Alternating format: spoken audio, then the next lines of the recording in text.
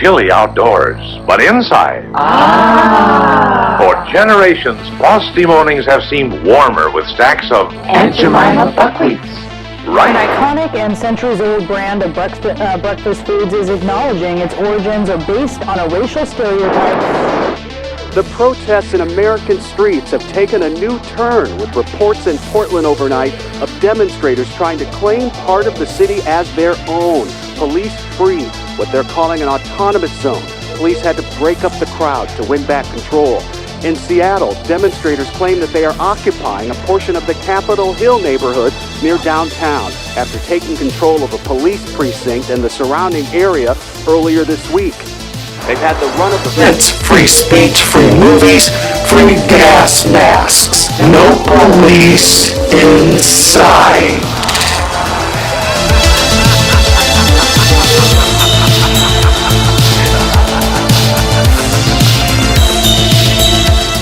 Good evening and welcome to this edition of After Hours with the Soul Trap. My name is Joel Tillis, and to my right is Richard Zimmerman, and then we have Kevin Caldwell. These are part of the team here at Suncoast, and most importantly tonight, they are part of the team of the Soul Trap. We're glad to have you listening in, and as we've done before, this is just sort of an informal conversation that we have with you.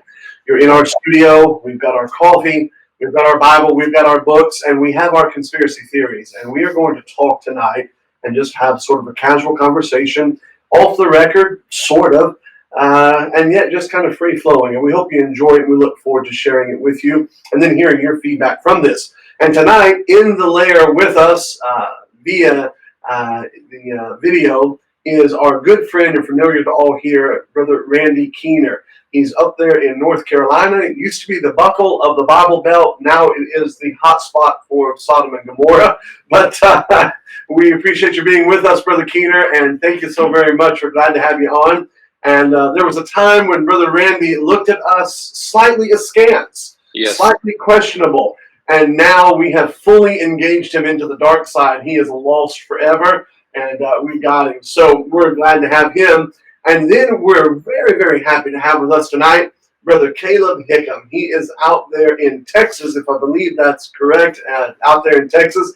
And he is a first time on the show, but he is an avid listener and an avid contributor. And you're familiar with some of the things that Brother Randy has brought to the table, but I've been very, very blessed by communicating with Brother Caleb about history. Several months ago here at the church, we took a firm stand, and we're drawing a lot from the Bible and then also from church history.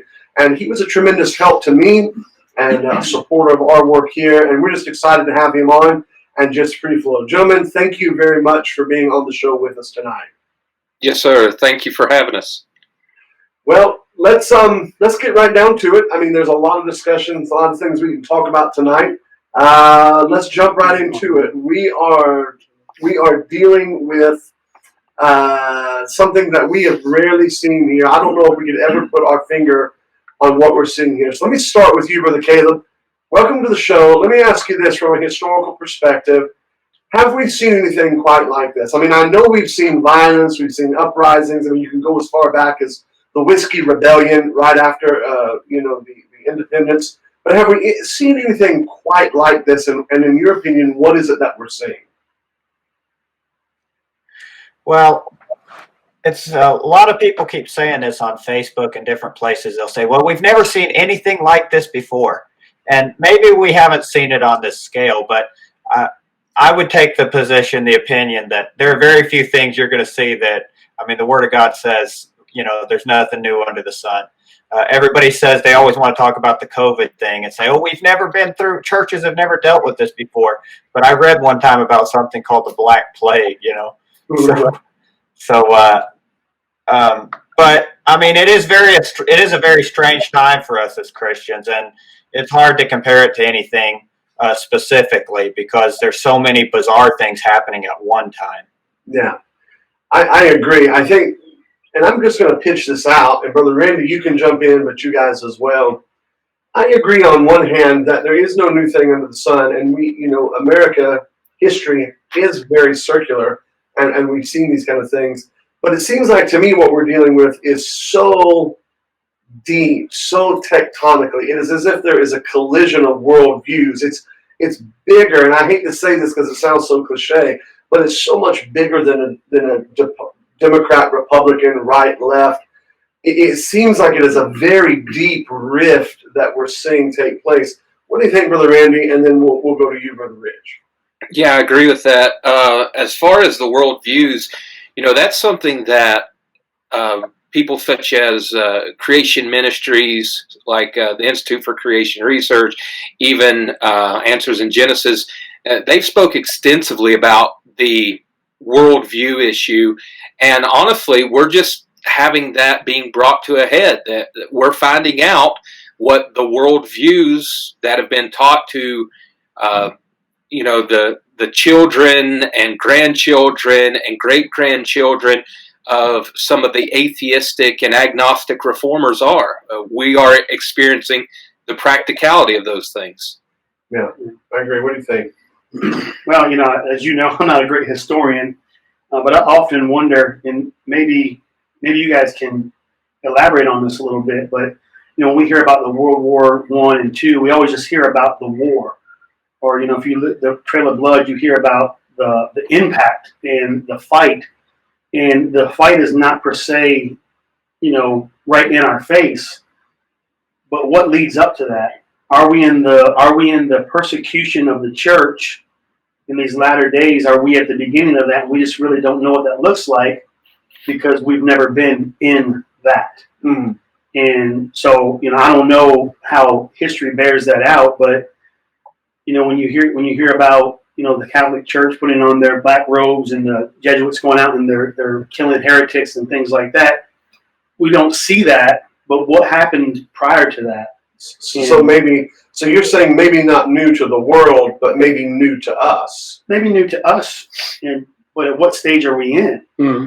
And So let me ask you this. I'm going to pitch it out. I'm going to throw it to you, and then come back to you, Brother Caleb. I saw this the other day. I've seen a lot of nonsense on Facebook, but I saw somebody post something the other day that we are in the beginnings of a civil war.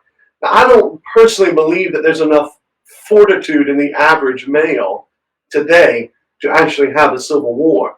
But are we seeing? I mean, is it possible that we are seing a civil war beginning to brood and beginning to at least divide the country to where it becomes irreconcilable? What do you think?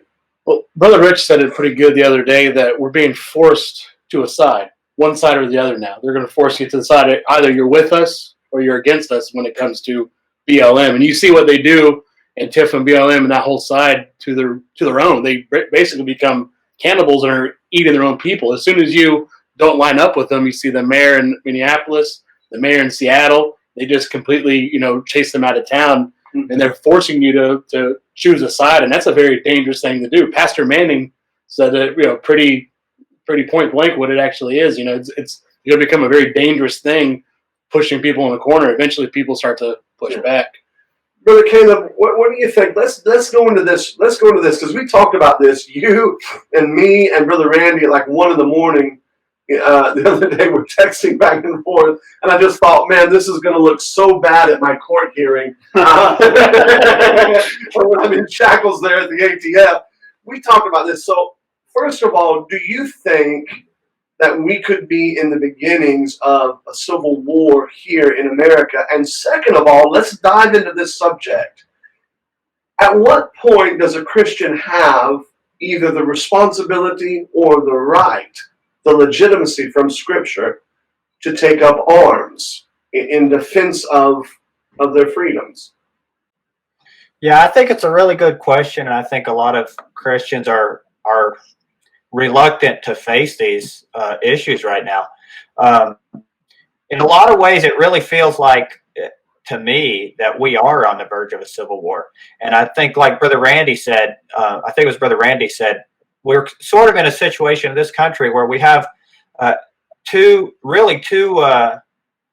nations living inside of our nation, and they've been forced to pretend like we're one country for a long time, and we're seeing that beginning to break apart more and more every day. So it's very fearful in my mind, to think what could happen in the near future. And I'm sorry, what was the about? Yeah, do you think there's biblical war? Let me put it out of the abstract. Let me do it like this. I'm going to bounce to you, then to Brother Randy, and then come back to you. Is it biblically acceptable for a Christian to be in a militia? Is it biblically acceptable to say, I am going to defend X amount of freedoms? And if that's biblical, where do you draw the line? If you would defend yourself, then I could defend my family. If I would defend my family, why wouldn't I defend my community? You see what I'm saying? So where's our line on that? Well, I certainly believe that there is a point in the Christian's life where it's acceptable for him to take up arms in defense of his home and his family. Well, at any time your home is in danger, you have the right to protect yourself. That's established way back in the book of Genesis with Lamech. But I believe that it is acceptable for the Christians to take up arms in defense of their nation. And this is a major debate in Baptist history throughout time. There was two factions in the Anabaptists, and one was called the staff-bearing and one was called the sword-bearing. The staff-bearing were pacifists. They didn't believe in carrying a deadly weapon, and the sword-bearing, believed in fighting, to defend yourself. And I certainly would fall into the second category. Yeah. What do you think, Brother Randy? So I'll just be honest. I know that there is 100% precedence for defense. I'm not sure where I'm at yet on should it come to offense. I will tell you what I've seen locally. Just Sunday night, it was all over Facebook Live in downtown Asheville, right in front of the police station. A group of Antifa anarchists painted "Defund the Police" right in front of the police station, and not one policeman did anything about it. Now, I don't know why or what they were doing, but these anarchists did their thing. Well, then people who were protesting their protest showed up, and they took blue paint and put a big block over the DE, so it said "Fund the Police." And then both factions were in the streets yelling at each other. One guy shows up for the anarchist side with a pistol on his hip. Now, open carry is legal in North Carolina, but you cannot have an open carried weapon in a protest. Well, he's obviously breaking the law. Police are nowhere to be found up to this point. Not long after that, all of these rednecks show up carrying ARs and surround the whole perimeter. So I'll say this, and this is just my thoughts. It's going to take one shot from the All Lives Matter or whatever you want to call them, from that side, the Fund the Police side, and it could get really ugly. If that happens, and I would say, because you got those guys, now the police aren't necessarily going to be supporting the protesters that are against them, so you got all your rednecks, your militia, your police, and Donald Trump sure ain't on the people's side who are protesting the police. So it's going to be everybody against them, and I think one of the dangers that needs to be watched out for is the overswinging of the pendulum and pushing into a stronger police state and even fascism. Yeah. See, I think that's where, and I'll come to you in just a minute, but I think that's where people are missing it. What concerns me is that this historically looks exactly like pre-Hitler World War II. Because what a lot of people don't realize is that the build-up to Hitler was a battle between the communists and the fascists, the socialists, but the communists. And in fact, everybody was frightened of the communists. That's what Hitler was fighting against fundamentally, was the communist influx in Germany. And so I see a very interesting parallel there, because in that battle against communism, you tend to look for a strong leader that stands up and says, yeah, we'll take this over. But that always tends to swing the pendulum towards fascism. What do you think? Do we defend ourselves? What's the... Well, I think we've talked about this before, and I think that we're obviously Christians first, but real close secondly, we are Americans and we have freedoms.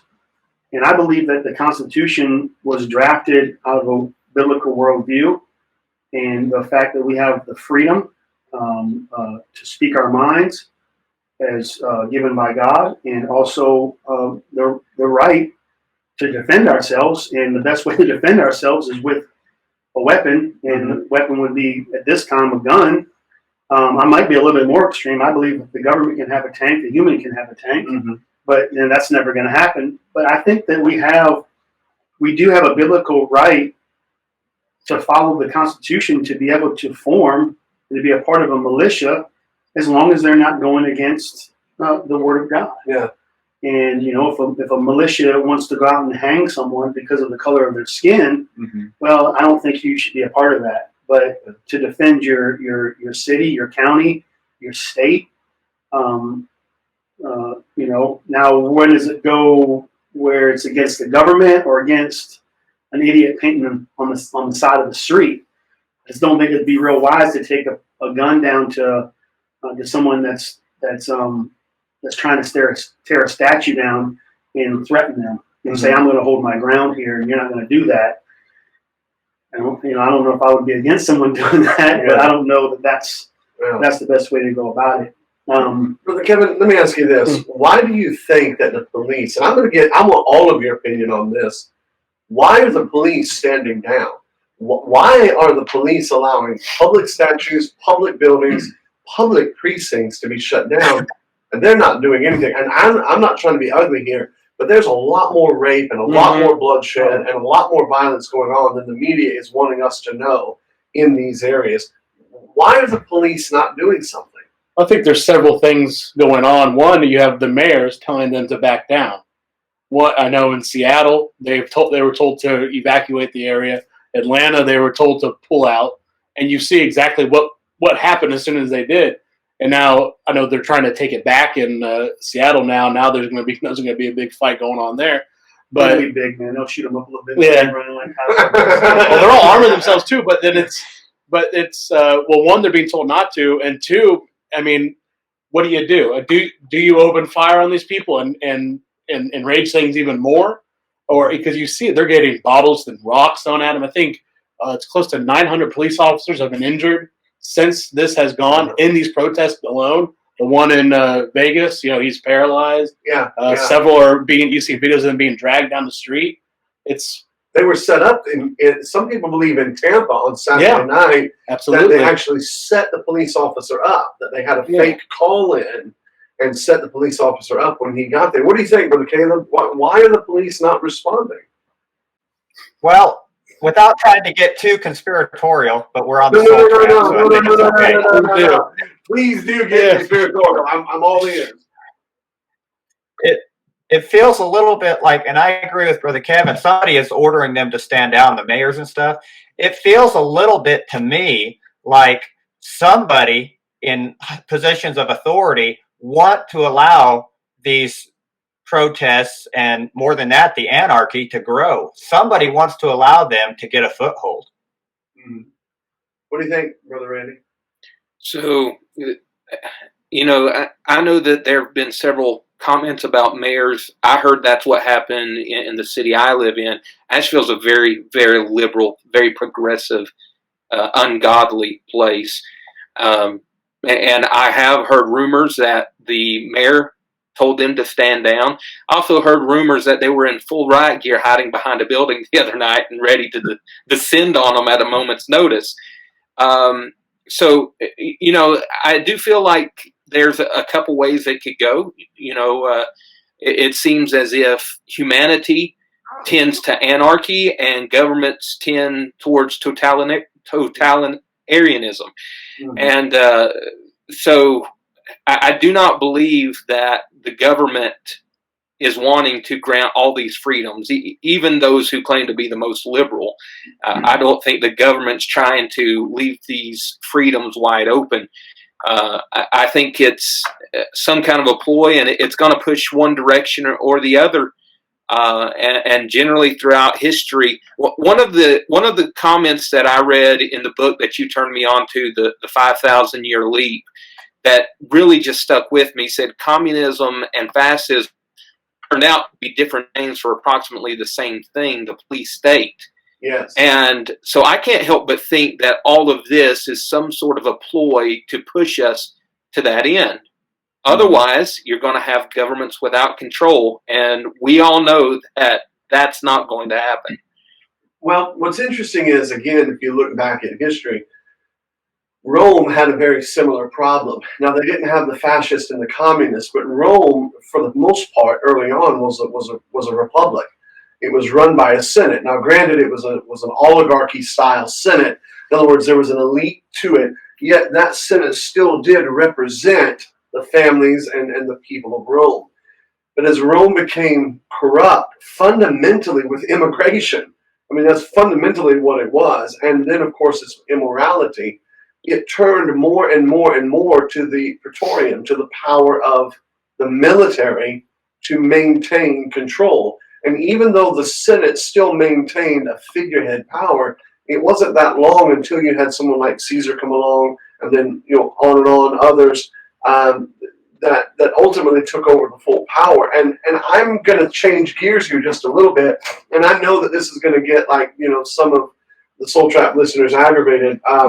But I think they're going to be surprised in the second, because I do believe Donald Trump is going to win this next election. And I think they're going to be surprised at just how fascist Donald Trump can be if he wants to. And I think that the country is really ripe for that. I mean, we've seen that with the COVID-19, where the entire country gladly rolled over and showed its underbelly and said, absolutely, arrest a mom at a playground by herself with her kid. Mm-hmm. Absolutely arrest her.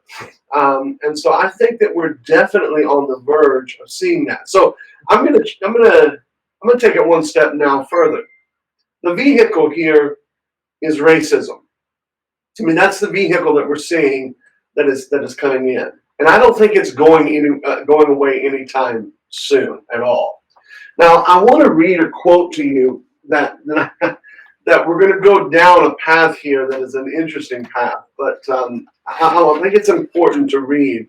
And it was by Thomas Jefferson. It's actually, if I can find it here, the vehicle for what we're seeing right now is racism. You can be called a rapist, a murderer. They're even saying now that pedophilia it's more natural than we want to. You can be anything in this world you want to be, but don't be a racist. Mm-hmm. That's the most god-awful thing that you can be. Now, after 50 plus years of civil rights, we're nowhere better than when we were 50 years ago. I want to read something to you, and I want you to, we're going to go down a little road here. Thomas Jefferson wrote this, and it's on it's on one of the statues there in Washington. Thomas Jefferson wrote, he said, "Nothing is more clearly written in the book of fate than that these people will be free." Now, on the statue, there's a period there, and it's a beautiful statue and a memorial. But in the actual quote, there's not a period there. Mm. The rest of the statement says this: "And it is equally certain that the two races will never live in a state of equal freedom under the same government.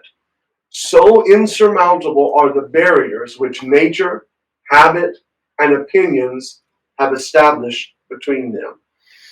Hmm. My question is, are we dealing with something that is there's just no way to merge and to make this thing work? I mean, 50 years now, and you saw in the video today, was it today or yesterday, when that Amazon truck, I don't know if you saw the post that we did, but as the Amazon truck pulled up, it ripped the woman out, robbed the thing. I mean, that's 50 years of socialism, 50 years of a Democratic mayor, 50 years of Democratic city councilman, 50 years of civil rights at work, and you've got that going on worse than you have. Are we at a point to where we have to start looking and saying, wait a second, maybe there is a problem, and maybe we're not going to be able to bridge it in the same old way, in the same old method that we used to? I'm going to kick it to you, and then we'll go around. Well, I won't exactly quote, but the thought was from Larry Elder. I don't know if you guys know who Larry Elder is, but he made the comment that, and I've heard this before, that the only real solution for the cultures to be able to mingle in is through interracial marriage, to where people become one that way. And I think that that's right, and I just don't think you're going to have that at the large scale to not see the cultural differences. So somehow, some way, we've been taught and trained to accept bad cultural differences as acceptable, and so now in my culture, I'm a white guy again. I don't know what I am. I'm mostly German, I think, but I'm an American, and I'm being told that I need to be apologetic and sorry for things and not standing up for systemic racism and all these things, which I've never experienced. So that's my truth. Right. On the other hand, you're a sellout, or you're whitewashed somehow if you're a Ben Carson and you want to take your child down the streets of Washington, D.C. or New York and see all of these representations of Black Americans and all the good that they've done, as that's some kind of bad thing. And so it's almost as if both cultures are being sucked into this vacuum of this culture is bad. There's nothing good in this culture, and this culture right here, they can't express anything good. And so you just have this gap in between them, and it's I don't know how you bring those two things together. What do you think, you can? There's just differences that you're, like you said, you're not going to be able to bridge that gap. There's our group here of men, when we have evangelism, is 10, 15 guys, where if we didn't have that common ground of Christ between us, there's probably not many of us that would actually be friends with one another. So that's that common bond between us, where if we didn't have that, there'd be blood between all. We'd be fighting, and a lot of us were violent men, things like that. That's that common ground. So when I don't have that common ground with somebody, I'm probably not going to mingle well with them. There's not a lot of commonality between us. And then, like you said, we're being told that you're a racist, and that's news to me because I didn't know I was a racist until somebody informed me on Facebook that I was, and they're saying, that they're repenting for me. They're repenting for people like me. And so I didn't even know that. Like I said earlier, they're forcing us into sides, and they're forcing us into corners, and it's not going to be good. Okay, so I'm going to make a statement to you guys. I'm going to pitch it to you and let you bounce off of this. My thesis is that, and I believe with what Brother Caleb says, I do believe there is an active, ongoing. I think the dirty secret that nobody has understood is we've been so fearful of the federal government that we have missed the corruption of our local governments. And we saw that with COVID-19. We always used to have the local guys to protect us from the government. Not anymore. The most dangerous people in America today are your governors and your mayors and your county commissioners. That, to me, are the most dangerous people right now on the local level. But I'm going to say this, and I think that this is true, and I put a lot of thought into this. I believe that in the racial barriers, in the black-white, I believe that there has been a regression of Black culture that has been ongoing, and it has regressed rather than elevating the Black culture to a Western civilization, Judeo-Christian ethic. It has regressed to a third world tribal mentality. And anybody who's not afraid to be called a racist, who turns on the TV and sees the behavior and the language and the violence and the activity, can't help but go, that's exactly what I see in West Africa. That's exactly what I see in Somalia. That's third world regressive behavior. And it has been conditioned to be that. And the only people that really stand out within that community are the ones like Brother Rich said, who embrace a European, Western Christian, Judeo-Christian ethic. Otherwise, they're regressing back. I'm pitching that out there. What do you think, Brother Randy and then Brother Caleb? I agree. And, you know, this objective truth that you just stated is probably going to be the highlight of racism for this show. I'm sure people are going to consider that very racial, to put it in those tones, because people can't handle objective truth anymore. But this is where we're at. And unless they have a strong embrace of biblical Christianity, it definitely is a big mess. And we're seeing it. We're seeing it in our local communities. We're seeing the effects of people who are enacting these traits that are being allowed. One way we can look at it is like this. Now, the black community, they have a lot of amazing people that they can look up to in history. Yeah. They have several great people they can look up to right now in present day. But it seems like the heroes that are continually being created are not these men and women who had magnificent accomplishments. It's the dregs of society. Yes. That are being elevated by them. And I almost feel like it's not necessarily the black community as a whole, because I interact with them quite a bit in what I do for a job. And, you know, a lot of them that I've talked to, they could care less about what's going on right now. Uh-huh. If you pan downtown Asheville on Sunday night, there were a few people amongst that crowd who were black. The majority of them were young white people. Mm-hmm. Yeah. Yeah. There you go. And so I feel almost to a degree that this narrative is being forced on them, and that anarchy has hijacked an entire ethnic group to push their purposes with. But they're feeling the repercussions, and they're going to continue to feel the repercussions as we go forward, because you know who's getting the flack from it. It is the black community. Yeah. In spite of some of them even trying to stop. I've seen videos of them trying to stop some of the looting and the violence. Yes, yes. And regardless of that, they are the ones who are going to feel the kickback. There's going to be expanded racism because of this. People who may have had, you know, a little bit of differences, no big deal. That's going to be inflated because of all this. So I think that's where we're at. There is a regression, but I think that it's because somehow that is being force-fed to a lot of them. I think you're right. What do you think, Brother Caleb? I agree with that too. I would add that it's been my experience, and I think you guys have seen this as well. Like Brother Randy said, a lot of the folks that are going out and doing this are actually white people, mostly young white people. And I see a lot of young white boys and young white girls. And, you know, I understand this is going to sound crude to some people, but they're trying to look like young black boys and young black girls. They try to act like it. They try to talk like it. They try to act like it.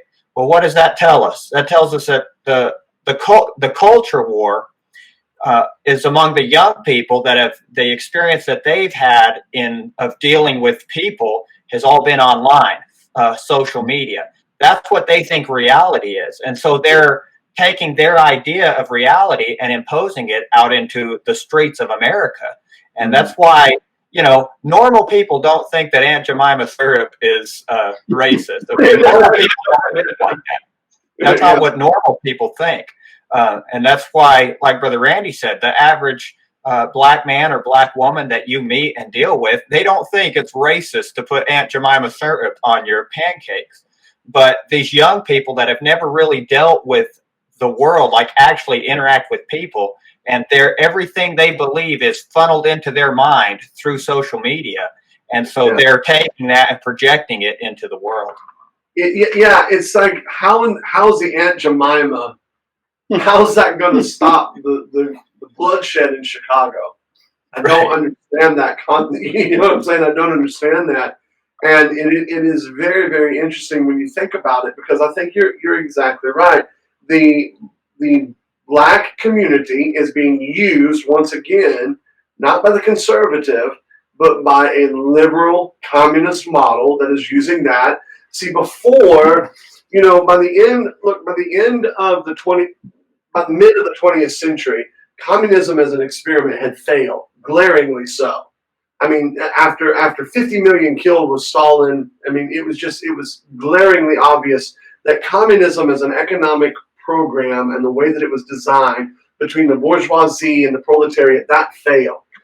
As postmodernism moved in and it embraced that Marxism, it changed it from a class struggle to a struggle of power. It sees the world through a power lens.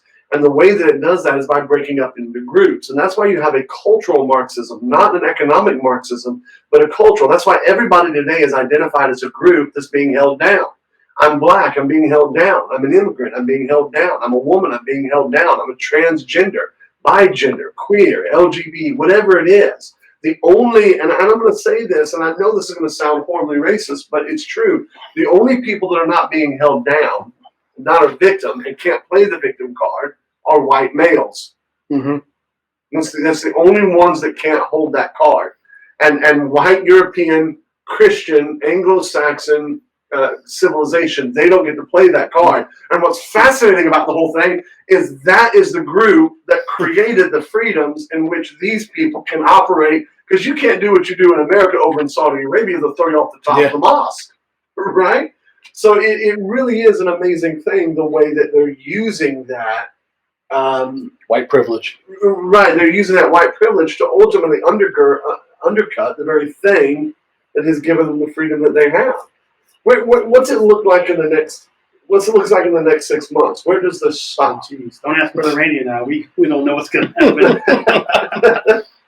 I mean, and where does it stop? I mean, Aunt Jemima, NASCAR won't let you have a Confederate flag anymore.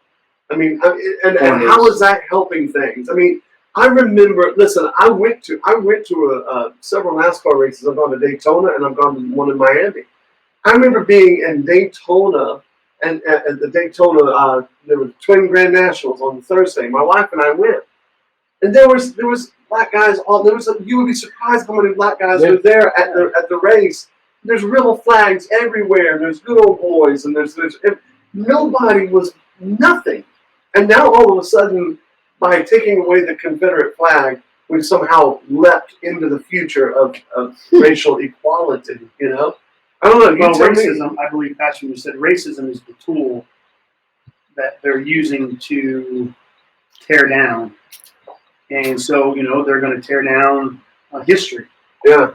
And in the name of racism, and the people that they use to tear that down are going to get affected by it the most. So the young mother who's pregnant by 3 or 4 guys in the inner city, and they're off to jail, and she's dependent on the government, she's going to be hurt by this, because it's just going to be more pressure on her when this is all said and done, because she's not going to have anybody to lift her up. It won't hurt someone like LeBron James. He can get on Twitter and blah, blah, blah, blah, blah, blah, and go on about his life. But the people that are going to be hurting this, and it's not just going to be a racial thing, but in the inner city, we know that it's predominantly going to hurt the young black people, but the poor people are going to be poor, and the richer people are going to be richer, and you're just watching, they're just tearing down history. Okay, and history's going, and so I don't know. I think history bears itself, and when that's done, ultimately the only thing left is the police state, communism, socialism, Marxism, or whatever it is that they implement in there after they tear it down. Okay, so we're going to go kind of quick lightning round. I don't know what's going to happen. I'm sorry, I didn't answer the question. That's okay. I don't know what's going to happen in 6 months. Hopefully they'll stop acting out. But I think there's going to see. I thought we were all in good racial harmony when Trump did the Drake song on Saturday Night Live. I thought by bridging that gap with Drake and everything, we're okay. But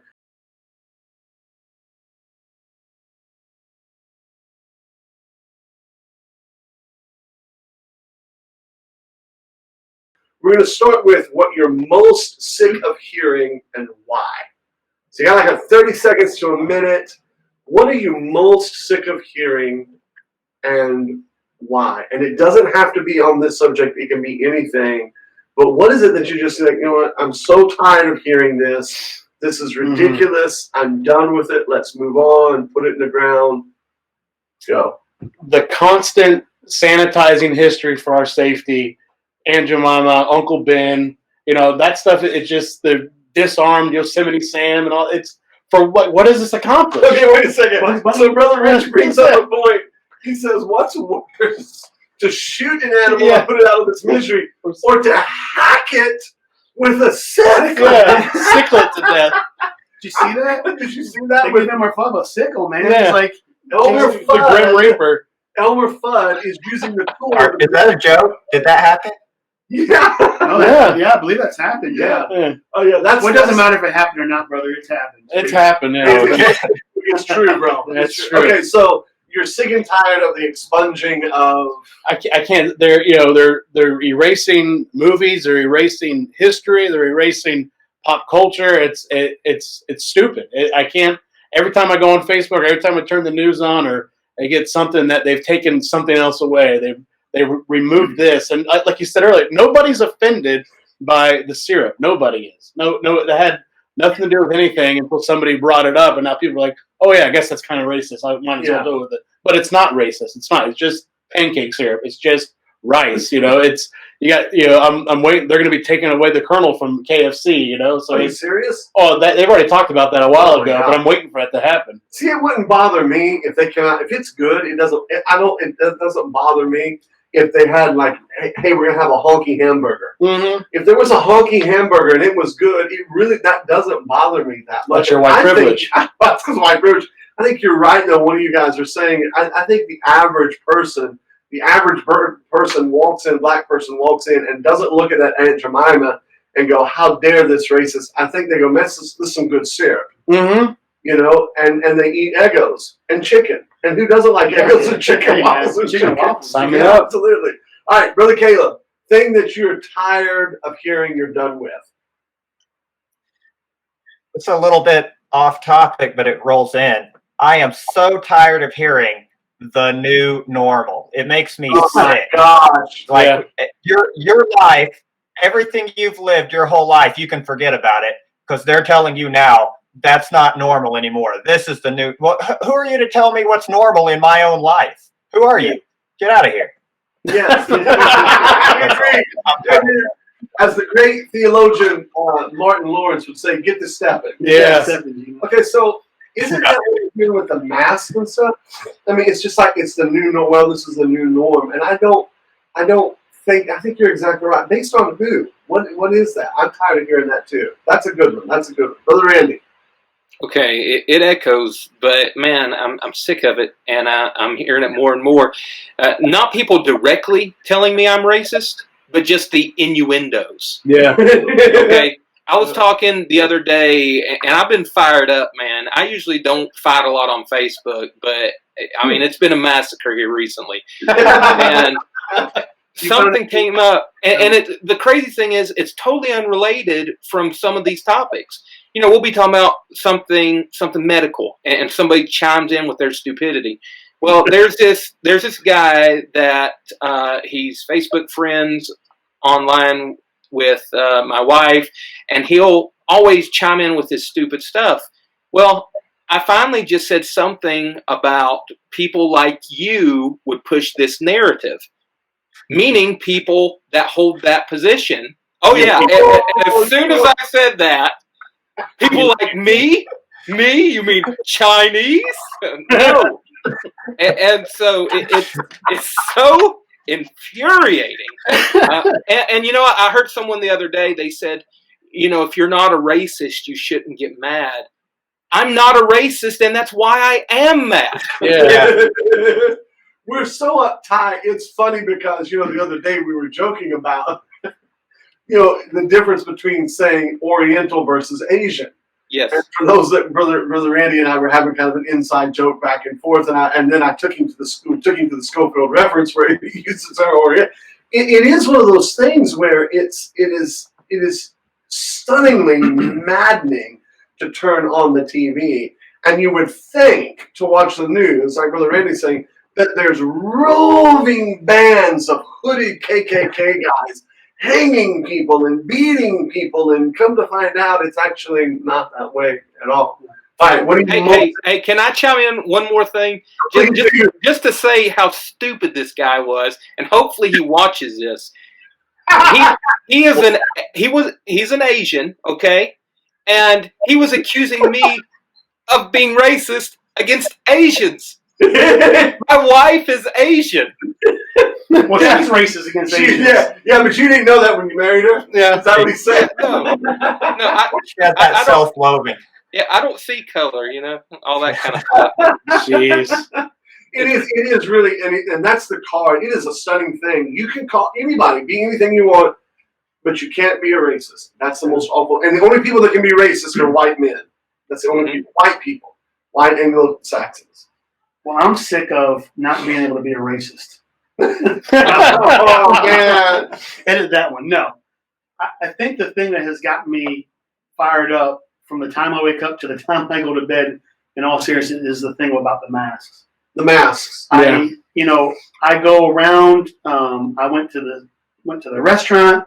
Waitress comes up to the table. She has a mask. The people can't hear her. She takes the mask down. She walks over, gets money, puts the mask back on. I go get my shoes today. The guy's talking to me, ringing me out. He's got a mask on. He takes his mask off and talks to me. And, I just, it's you're talking about being ignorant and stupid. I mean, in all seriousness, I guess ignorant in the most technical sense. To think that a mask is going to stop the coronavirus from spreading, that's just an ignorant thing to do. You walk through the mall and people have these masks on and they're touching them, and it's and I don't even. To me, it doesn't have to do with science or anything. I don't care if they can prove that it does stop it, which they can't. They can't. Yeah, right. It's just it's stupid because people aren't used to wearing a mask, man, and they're touching and everything, and I'm over it. And to me, I think we should have, if they start the mask, that's what we should march on. Yeah. No masks. I don't want to do it. Okay. Mine is that echo or train? That's a train. All right. It's a train at my house. I'm very sorry. No, It that's should okay. be. That's okay. How dare you? That's okay. So here's mine. Mine is systemic racism. I should have put up a sign up there. Mine is systemic racism. I am tired of hearing about systemic racism. I'm just to the point where I'm up to here with it because it's empirically unprovable, and it's exactly the opposite of that. But I'm tired of what it implies, because it implies that this system in the United States of America is somehow the most evil, wicked system that has ever existed in human history. And when you look at things going on over in India today with the caste system and the slums there, when you look at things going on over in Asia, in China, in places like that, to protest against a phantom systemic racism here in the United States of America is absolutely ridiculous. But I think I'm gonna take it even one step further. I am tired of, and this again sounds racist, but it is what it is. I don't think that there's anything wrong with being, and I mean biblically now, I'm not talking about an ugly, sinful pride, but I don't think there's anything, listen, if I were, which there is no such thing as a Native American, okay? Native Americans were not native, they weren't born on this land. But you're talking about American Indians. If I were a Chippewa, or I were an Apache or a Comanche or an American Indian, I think you should be proud of that. There's nothing wrong with that. There's great things about that culture and some things that are not so good. If I were a Hispanic, if I were a Honduran or Latino, I would be proud of that. And I do not think that there's anything wrong with being proud of being a white, European-based Christian Western civilization. I mean, it is without a doubt, Western civilization has lifted this world up beyond anything that it could have otherwise. And so I'm just kind of sick and tired of hearing that and being ashamed of saying this is who I am. And when you say that, being equated with being a white supremacist or a neo-Nazi or that kind of thing. Okay, so we're going to go back around. We were talking about things you're tired of hearing. Craziest thing you've seen on the news. stupidest thing you have seen on the news? The news report that angered you the most, that when you saw it, when you watched it, if you could reach through the screen, you would have done something about it. What has been driving you mad? What story drove you off the charts? I'm done. This is it. Have you got one? Well, yeah, this happened recently. Okay. The thing with the noose. Mm-hmm. The noose. At the Talladega. Are you guys familiar with that? Yeah, that Yes. That really brought me to a point to where it's like I can't get over that, because it's one of those things where the narrative has been thrown out there. It's a narrative out there now that, well, even though that didn't happen, we know that even though the NASCAR fans are just taken back by this so much, like, who would do that? It's been out there. It's been pushed. We know that those people in Talladega, Alabama, they're all racist, and it just pushes that narrative, and it's a lie. And that to me, really, in a lot of ways, not even angry, and it kind of breaks my heart, because I think that it really does continue to put a divide against people. Would you put it past NASCAR, somebody to do? Did you see they all walked with Bubba Wallace's car and all that? Would you put it past them to do that on purpose, to be able to show how woke that they are? Is anybody? Am I too conspiratorial to think that would? No. The first thing that's when I first saw the article, I'm like, man, this can't be real. Yeah. Because I just don't. I know that there are racist people out there. I do know that, but it just pushed me over it really breaks my heart. What did you guys think about that story when you saw it? 100% that is not real. That did not happen. Look, there's no way you're going to convince me that there's not security cameras in that garage. It's got millions of dollars worth of tools in it. You're not fooling me, okay? If there's a video, then I'll believe it. I agree. I agree with that 100%. What do you think, Randy? Well, if I'm not mistaken, it was debunked today. Yeah, was it? Yes. Oh, yeah. Yeah. I didn't know that. Yeah. Yeah. No, it was a rope hanging on a door to open the door with. Garage door. That's what makes me so. Are you kidding me? No. The noose was this big. Now you're angry. Oh, now I'm mad. Now I'm mad. Oh my goodness alive! You can hang a squirrel with it. That's about it. Oh my goodness alive! Are you serious? No. Yeah. Wow. That's what I'm saying. You're gonna have to edit some cuss words now, man. Yeah. That's fake news. Fake news. Yeah. That's unbelievable. But it's not. If you think about it, it's not fake news to a lot of people, and that's what's heartbreaking about things like that. Yeah. They're so quick to I don't know how many years you'd have to go back, but man, 15, 20 years ago, do you think that, or before Twitter, before social media, that all of a sudden this would have been out there? But as soon as it was found out, it hit social media, here comes all of the, LeBron James and rappers and all these people and, all these whites that are so horribly sorry for everything that's going on. They all get on there and they just jump. And then the average guy that just, checks something out, he goes on about his business thinking, man, we got a real bad problem in our nation. They're doing it to black folks, and it's just not right. And he never even sees. And that's frustrating, because I saw the video of them all walking with the car, and we're taking our stand. It's about all the young black people that don't watch the news and don't watch racing, but they follow LeBron James. Mm-hmm. LeBron James gets on there and goes, "Don't worry about it, brother. We're with you." Sick people about, and then they never hear another thing about it. They don't watch the news. Yeah. They don't watch Fox and CNN.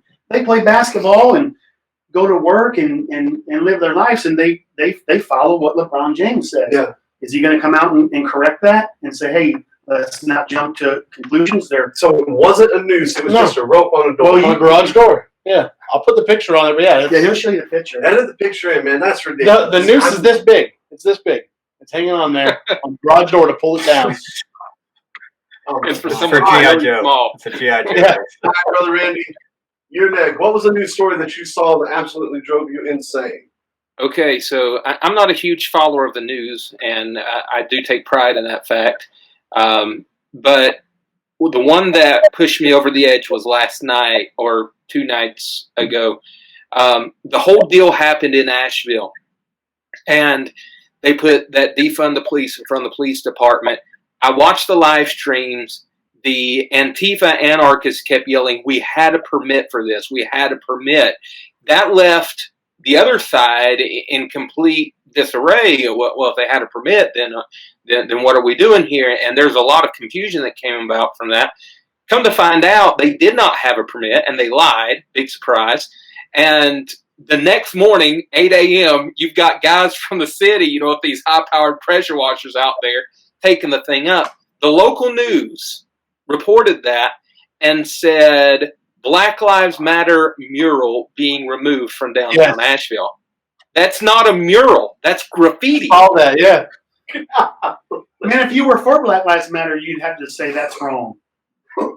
Yeah. Oh, what? And, I made a post the other day because what they kept doing is they kept trying to force this narrative, and they've done it with our vice president as well. Say Black Lives Matter. Say Black Lives Matter. I believe Black Lives Matter as much as I do any other ethnic group. Uh-huh. But the issue is I do not stand for these criminal activities that Black Lives Matter as the group, the organization, is putting forward. And I cannot stand in solidarity with that whatsoever. Yeah. Yeah. All right, Brother Caleb, story that just drove you nuts. When you saw it, you wanted to jump through and just destroy what was on the other side of the TV. Well, this is not going to help me win friends or influence any people. But there was So Donald Trump, during his big rally over here in Tulsa, Oklahoma, which is not far from me, I'm in Amarillo, Texas. And during his big speech the other day, he said that he thought we should take anyone that burns a flag and put them in jail for 1 year. Now, don't get me wrong. Please hear me well, okay? I love the United States flag, and I would never desecrate it. I treat it with honor, okay? But I remember my dad served in the Marine Corps from 1965 to 1969 during Vietnam. And I remember he told me way back in the Bush years when this question came up during the war in Iraq. A lot of people were damaging the flag at that time, and they were wanting to make it illegal. And I remember my dad told me, he said, "Caleb, I served in the Marine Corps during Vietnam when a lot of people were burning the flag." And he said, "I hated that." He said, "But I served so they would have the right to free speech." Mm-hmm. And I just really feel like, even though I don't encourage damage to the flag at all, I feel like the idea of putting people in jail for doing that is a very dangerous door to open. And it makes me angry that so many on our side would support that. Yeah. Well, what's interesting is I agree with that. It's interesting. Donald Trump does a lot of bloviating, but he's not actually doing a great deal right now. Yeah. And it's like, yeah, okay, well, wait a second. I think based upon the Insurrection Act, he has legitimacy to go in and shut some of these things down with national guard. I mean, this is unbelievable. But yeah, I agree with you. I think you're exactly right. That burning of the flag is the least of our problems right now. And that keeps us from going to the other extreme of fascism. Brother Kevin. The thing that I think 3 days ago, maybe it was, when Dan Cathy was shining Lecrae's shoes. Okay. Okay, I take mine back. Yeah, that's it. Okay. Yeah. He made me a Popeye's chicken sandwich, man. Exactly. Right after watching that, it's like I'm done with your waffle fries. I can't believe that he would do that. What does that even prove? What are you accomplishing by shining this man's shoes? Well, now I get the it. guys look, Lecrae. Yeah. The guys look like, what is this old white guy doing? I'm wearing tennis shoes. Now I'll give it to him. If you're gonna kiss his shoes like those white kids were doing in the city, you might want to clean it before you kiss it. Yes. But I don't understand that. But we might have to edit that one. I saw that. I don't know. It was like 11:30 at night. I was in bed and I rolled over, and I think Fox News alert popped on my phone for that. I just couldn't believe that happened. That made me so mad. I want to go burn down a Chick-fil-A like they burn down a Wendy's. Yeah, I kind of was a little rough about that too on Twitter. I said, go make some more waffle fries, eat it or something like that. My pleasure.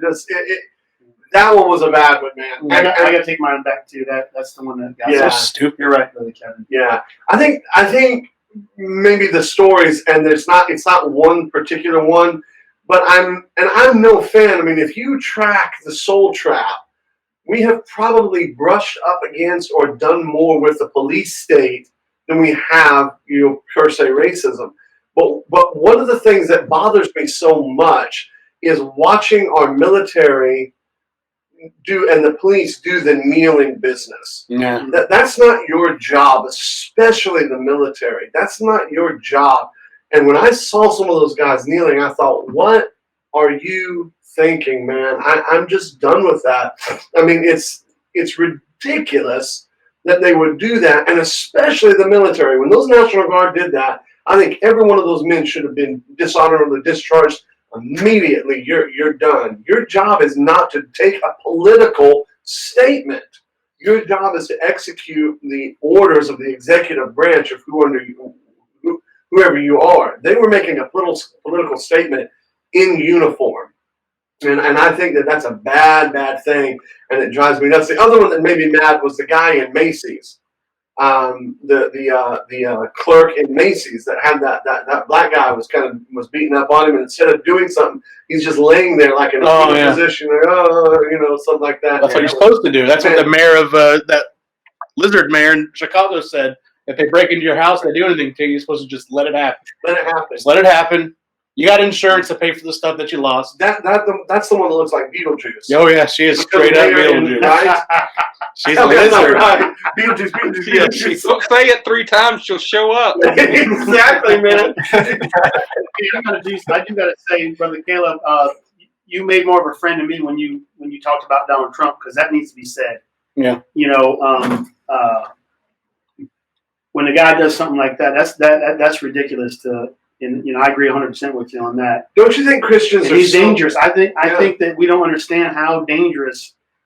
Isn't it amazing how Christians are unable to hold? They're either all Donald Trump or they're not. Probably the biggest in the last 6 months, the biggest outrage I've had against the Soul Trap or me personally or the ministry has been by taking the stand for keeping the church open, and being misrepresented constantly, because it's like what our position was is that we were saying everybody that closed down is lower down than Joel Osteen and we hate them all. And that's just like, no, that's not what we're saying. And then the other one was our criticism of Donald Trump. He's better than Hillary Clinton. And it's like, well, I'm not debating that. I get that. I'm not debating that. But still, though, you have to call it as it is. And there's a lot of things that would be very, very worrisome about him for sure. My drunk uncle's better than Hillary Clinton, so not saying much. Yeah. Well, it's the whole either-or fallacy. It's the whole either-or fallacy. If you don't like some things about Donald Trump, then it means you must like Hillary. And I reject that. I refuse to be part of the either-or fallacy. I agree. What do you think, Brother Randy? Yeah, probably as far as videos I've been doing, I've been doing church after church, or as Brother Andrew calls them, church instead of church. I've been doing these videos and dealing with the covenants, and probably the only one that I've received, well, there were 2, but the one I got the most negative impact from, I said something along the lines of Donald Trump dividing the land in Israel, proposing that. And then the same week, coronavirus shows up in the United States. I didn't bash the man. I just said anybody who has done that as a president has reaped the repercussions of it.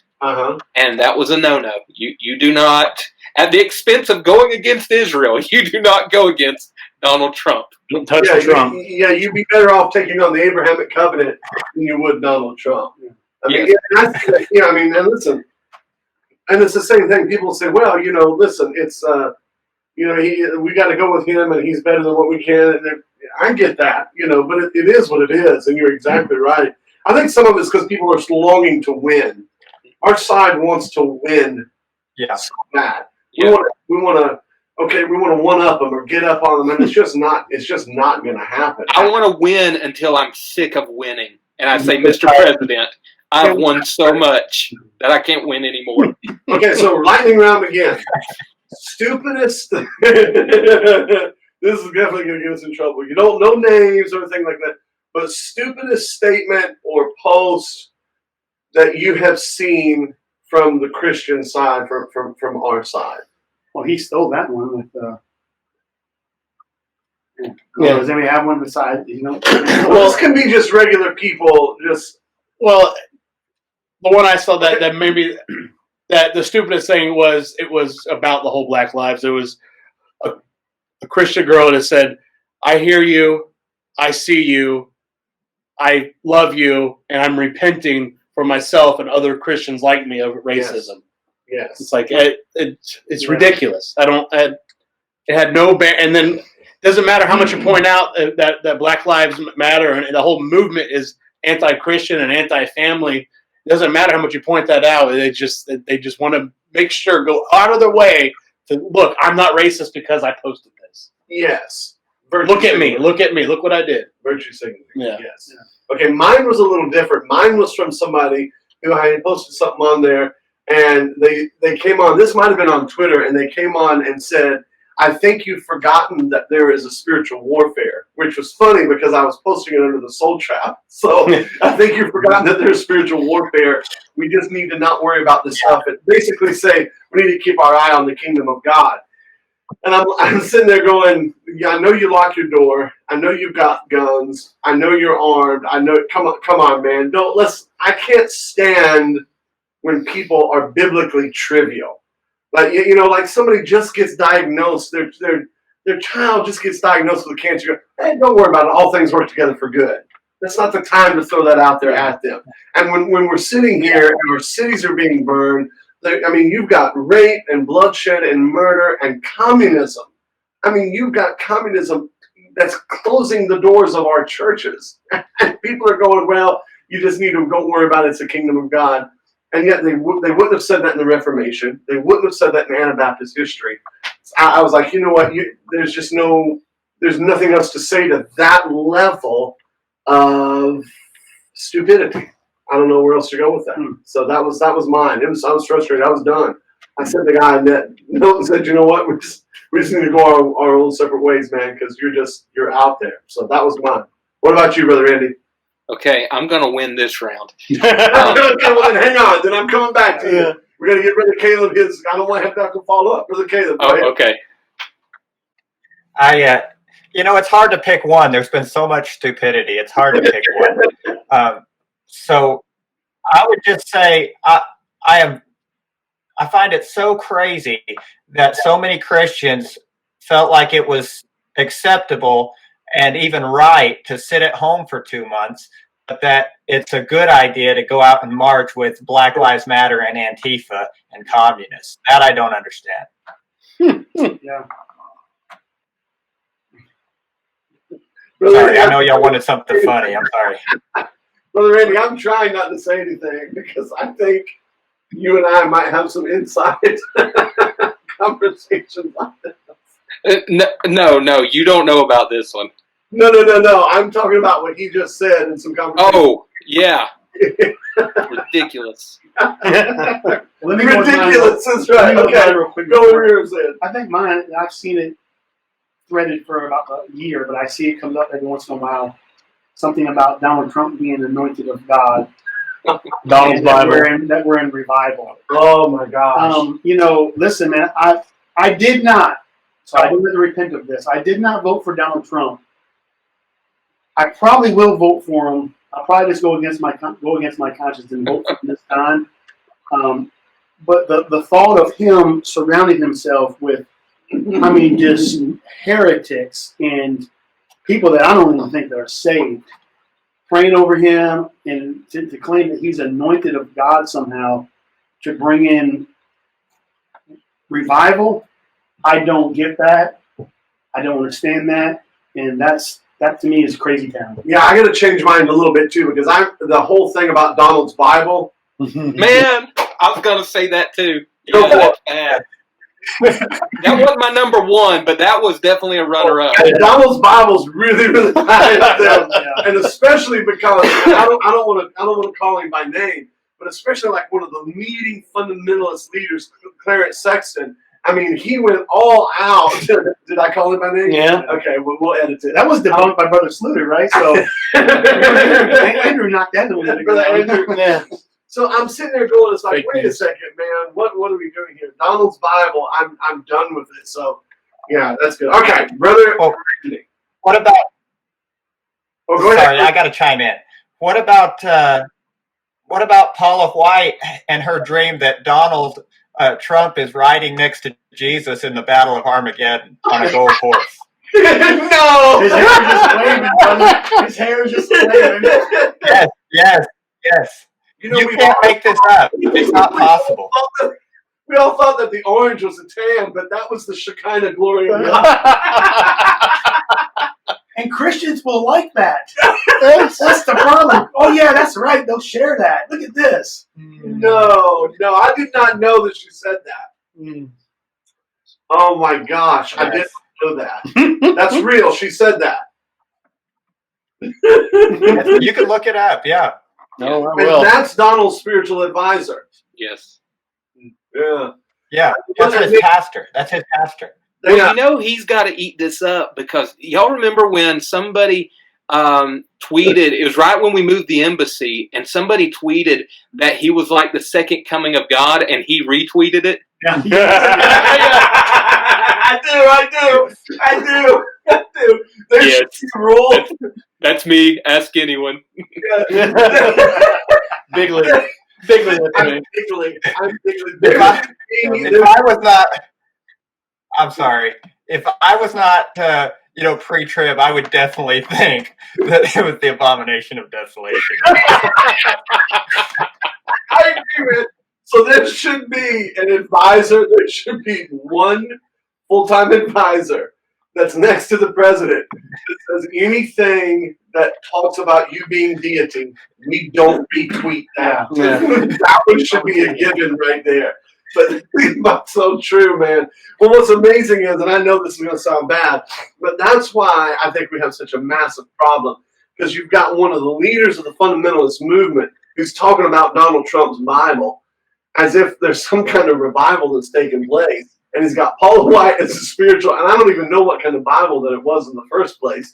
He's got Paula White as a spiritual advisor pastor. He's retweeting that he's the second coming of the Lord. And it's like, you're going to go on. This guy's church and college has been closed down, all this kind of stuff, And it's just like, man, there's something rotten in Denmark. I mean, something is just rotten in Denmark. And the 40-day one, too. Have you guys had anything about where people, what have you done in the 40 days? And how God has put us in this time of solidarity, and just that's getting on my nerves too. Yeah. No, I want to go out and play baseball in the park or something. Yeah.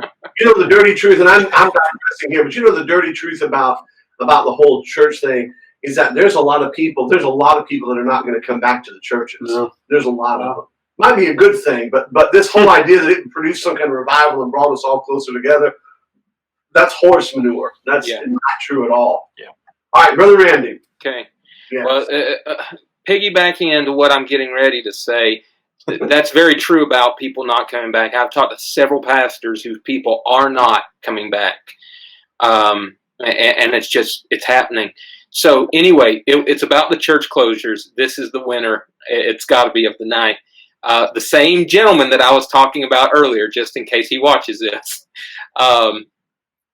he had posted something on my wife's status, and I think this was where the "you people" comment came up. But you're kind or your people?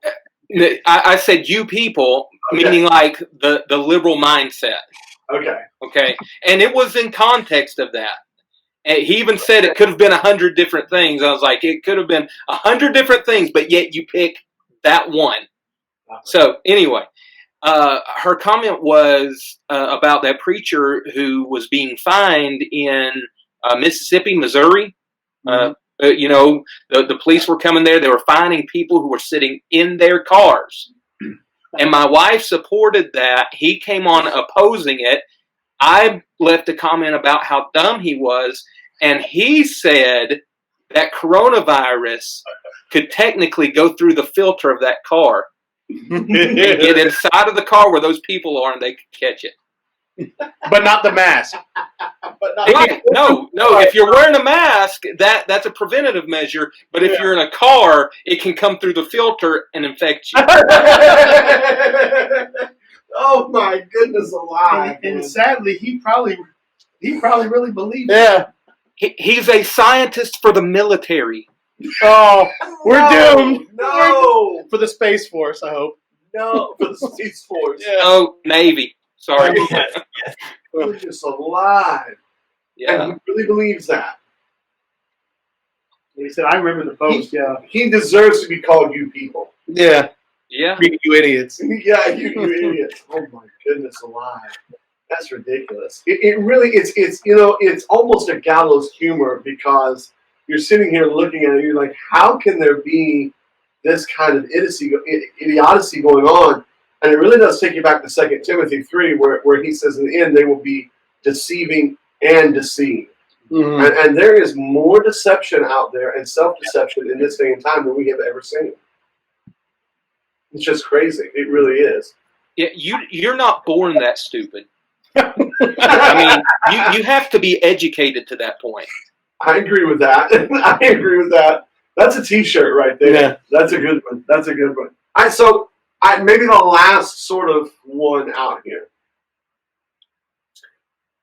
What happens with the election? What happens post-election? What's going to happen? I mean, what do we see? It's already going to be July. I mean, we're not that far away. Yeah. What's the next 3, 4, 5 months going to look like? Is this going to? Can the nation sustain this level of intensity where it is for this long? Because you say, because Brother Caleb brought up an interesting point, which is right at the very beginning. He said we have gone through this kind of before. I mean, in the 60s, it was intense.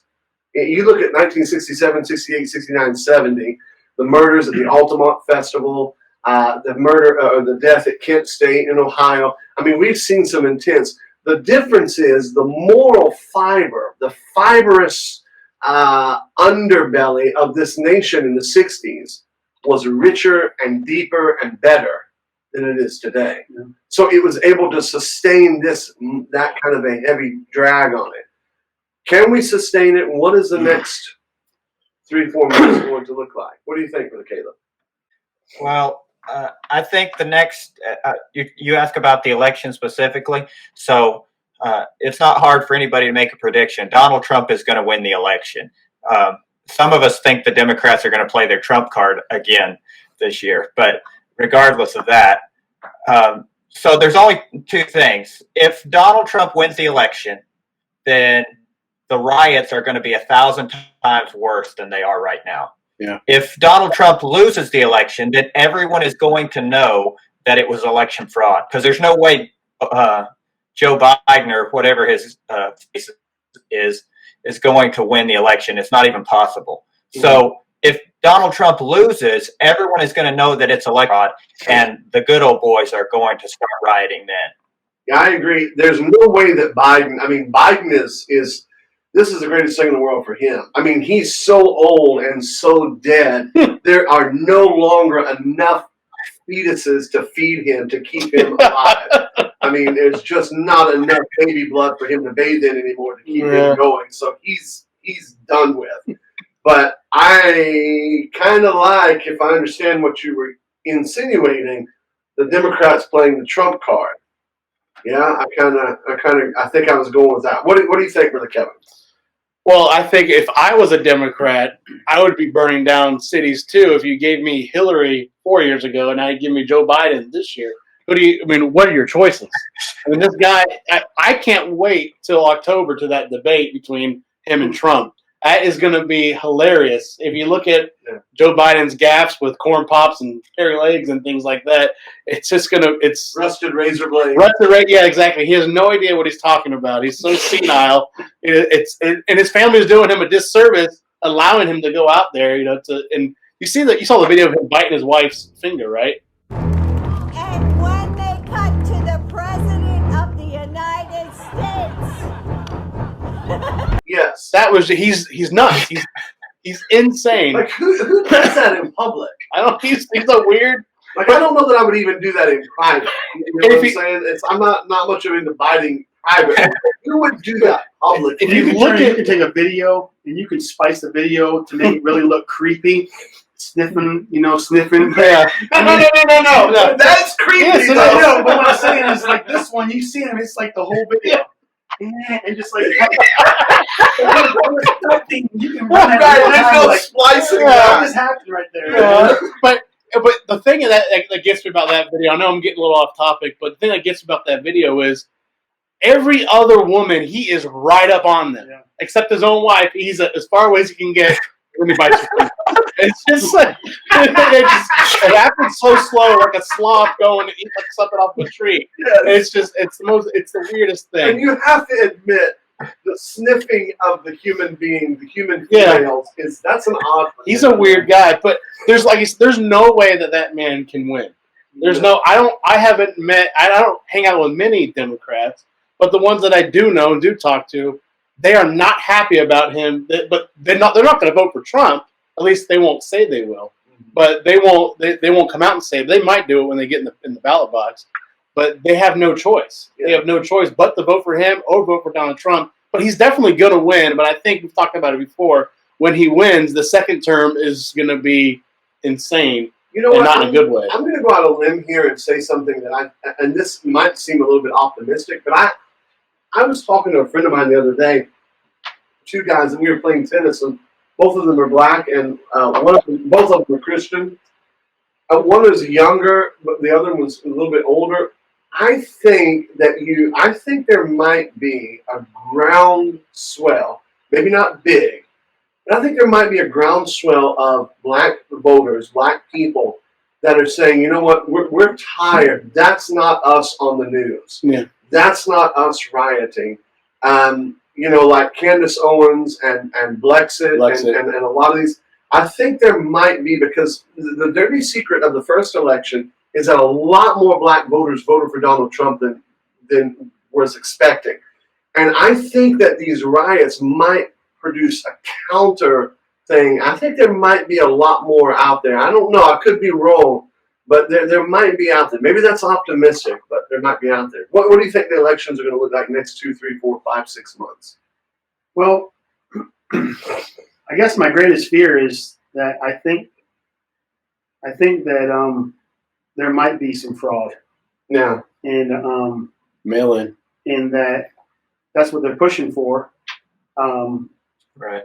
And I don't even know what everything's going to look like at that point.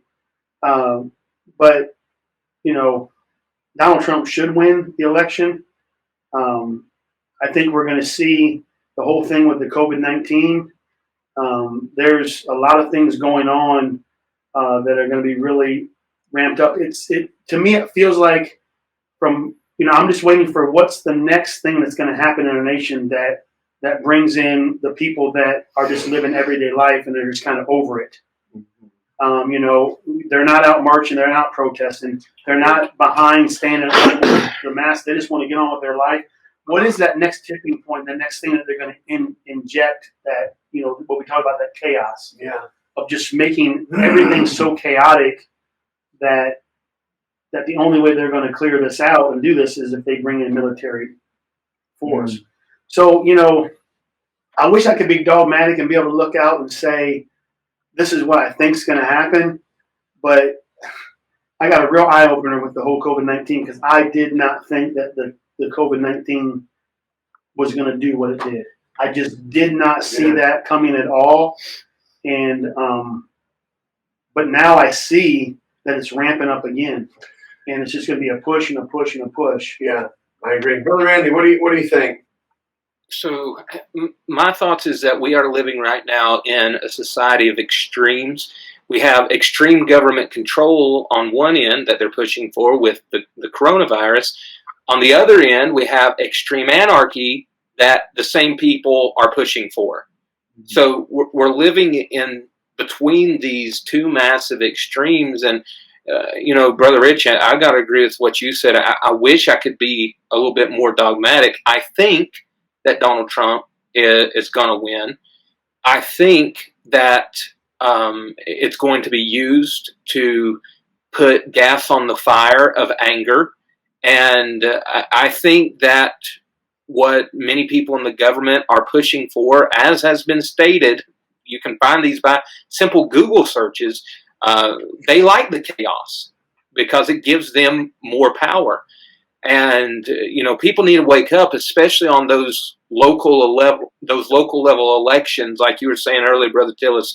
I learned in 2012 how dangerous the county commissioners were when they started pushing for same-sex benefits in the workplace in Buncombe County, when they were putting out, and even though it really didn't have many teeth to it, but things that were supporting the opposition to the bathroom bill in North Carolina. They were pushing for people to be able to go into the same restroom. And Asheville is filled right now with gender-neutral bathrooms. Yeah. And so all of that came down to a very local level. And that's where we're seeing a lot of the dangers right now. I do think in some ways that Donald Trump, I almost said Brother Trump, but who knows? I do think in some ways that Donald Trump has tried to stick up for Christianity in his own way, as best as he knows how. And I'm thankful for all that, but where we've seen the fury and the fighting has been from state legislatures down, from the governors down. So that's my concern. Quick question. So, and this is maybe more of a pastoral kind of a question, but at what point do we, or should churches begin to, should they even begin to address teaching some of these, what you would call civil truths, but that are rooted in the Bible? You take, for instance, that 5,000 Year Leap, that book, the 5,000 Year Leap. How necessary would something like that be for Christians to be taught? Because almost everything in there is in some way, shape, or form rooted in Scripture. And I'm wondering if, just like if you went into, let's say you went into a foreign country and you were a missionary, and 95% of the people were illiterate. Well, even though we're not called as a church to quote unquote teach people to read, if you had scriptures in their language and they're not able to read it, you would want to facilitate some kind of thing for them to be able to read, to therefore understand the scriptures.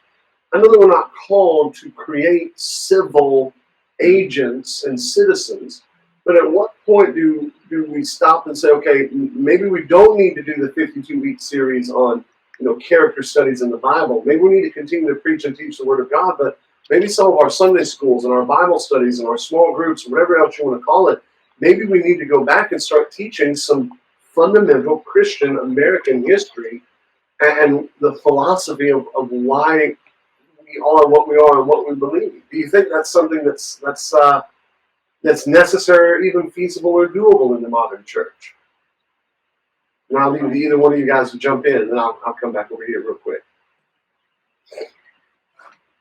I think that's a good thing to do. I think it'd be very valuable for churches today. And, it's not like you would have to, depart from the scripture and teach only history. If you teach Baptist history in America, you're going to be teaching the principles of liberty. And you're going to be teaching people why liberty matters and why it's important for us to protect our liberty today. And you'll also be teaching how that it was the revolution, the American Revolution, was primarily led and fueled by the Baptists in this country. So I think that's very profitable for churches. I think it would be. I don't know how many would actually dare to do it. So I'm going back several years, I guess, really starting about the 50s and 60s. One of the issues that I had an awakening from during this whole thing is I've consistently been reactionary myself. When coronavirus was in China still, Brother Tillis, you, I, Brother Andrew, we were making videos about it. And, we tried to be ahead of the curve. And, we got to coronavirus here, and then the effects of them shutting churches down, and then the riots.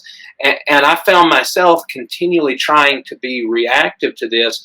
But going back in time, looking back, we can see how that the traps were laid for the situations that we are currently in.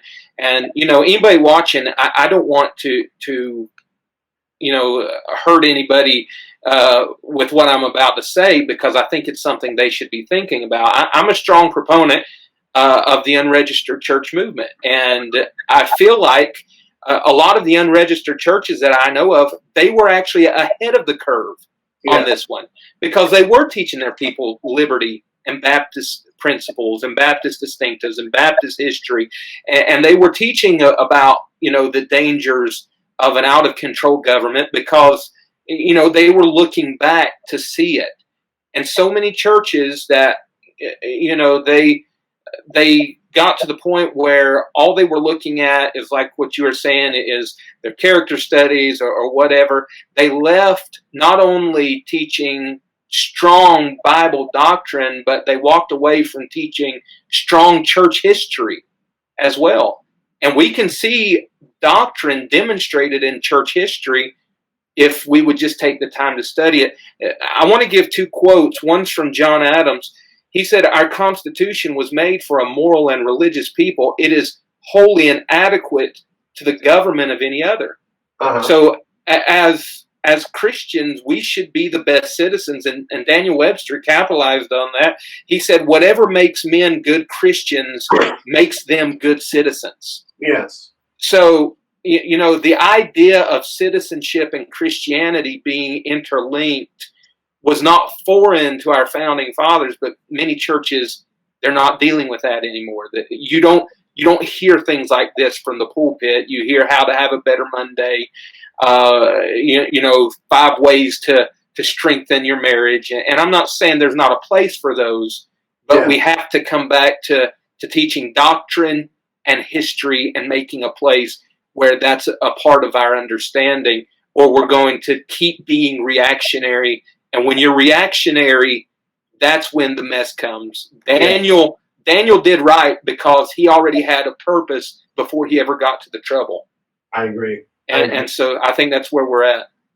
Well, I'll tell you, I kind of wrap it up on this, but I'll tell you what I think is going to be interesting, talking about ahead of the curve.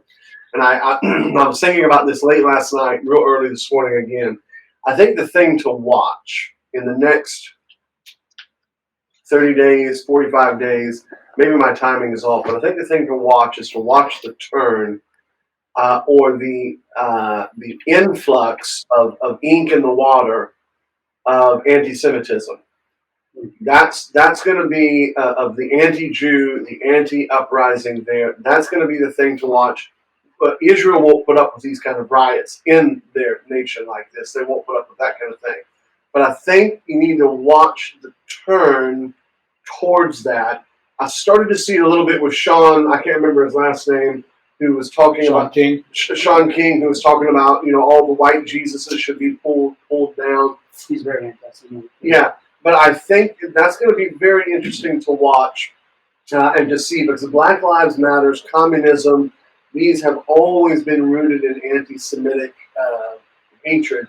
And it'll be interesting to watch the next, I think, 30, 45 days to see that creep up, to see if there's some events that take place, if the news media catches on to it. That's going to be very interesting to tell in the anti-Semitic. It's almost in their DNA. They can't help but do that. And that'll give you a real good idea of how powerful the movement has been. So, man, listen, I appreciate you guys coming on. I know we talked about a lot of stuff, and all of it's serious, some of it's funny, some of it not so funny. But we have had a great time, and I appreciate it. I hope you guys will come on with us and do it again sometime for sure. Oh, yeah, loved it. Good.